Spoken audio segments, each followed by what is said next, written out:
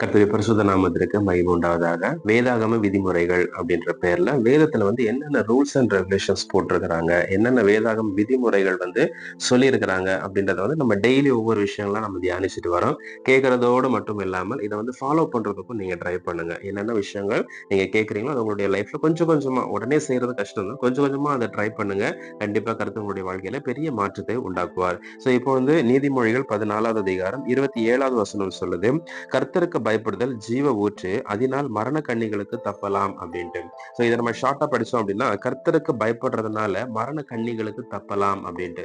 நீ கண்ணி அப்படிங்கும்போது ஒரு ஒரு ஒரு பறவையை பிடிக்கிறதுக்காக, ஒரு விலங்கு பிடிக்கிறதுக்காக ஒரு கண்ணி வைக்கிறாங்க, எலி பொறி வைக்கிறாங்க, எலிக்காக வைக்கிறாங்க. அப்படிங்கும்போது அந்த பொறியில என்ன இருக்கும் அப்படின்னா, எலிக்கு என்ன ரொம்ப பிடிச்சதோ அதை வச்சிருப்பாங்க. அதை எடுக்க போகும்போது கண்ணில மாட்டிக்குது அந்த பொறி, இந்த எலி அப்படின்ற மாதிரி. இன்னைக்கு மரண கண்ணிகள் அப்படிங்கும்பொழுது நம்ம நினைக்கிற மாதிரியான விஷயங்கள் இருக்காது, நம்ம விரும்புற மாதிரியான விஷயங்கள் இருக்கு. எனக்கு என்ன ரொம்ப பிடிக்கும் அப்படின்றது, இன்னைக்கு வாலிபர்கள் அப்படிங்கும்போது பைக் அவனுக்கு ரொம்ப பிடிக்கும். இந்த பைக்கை வாங்கணும் அப்படின்ட்டு எதையோ ஒண்ணு பண்ணி வாங்கிட்டான். அப்ப இந்த பைக்கை வாங்குறதுக்கு ஒரு இஎம்ஐ போடுறான். அது ஒரு மரண கண்ணியா கூட இருக்கலாம். கடைசியில் என்ன, ரீசெண்டா ஒரு நியூஸ் பார்த்தேன். அந்த பையனுடைய வண்டியை அவன் எடுத்துட்டு போயிட்டாங்க. பேங்க்ல அவன் இஎம்ஐ கட்டல அப்படின்ட்டு எடுத்துட்டு போயிட்டாங்க. அவன் பேங்க் வாசல்ல இருந்து அழுதுட்டு இருக்கிறான், என் வண்டி எனக்கு கொடுத்துருங்க அப்படின்ட்டு.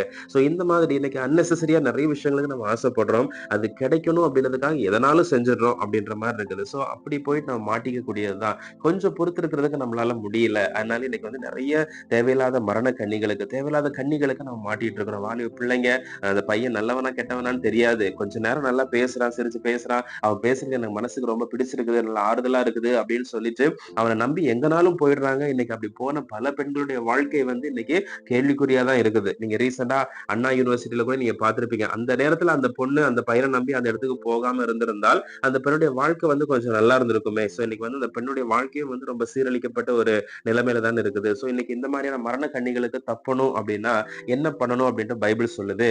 ஆண்டவரை விசுவாசிங்க, கர்த்தருக்கு பயப்படுங்க.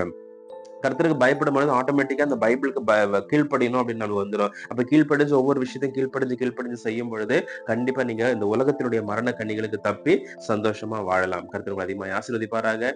God bless you.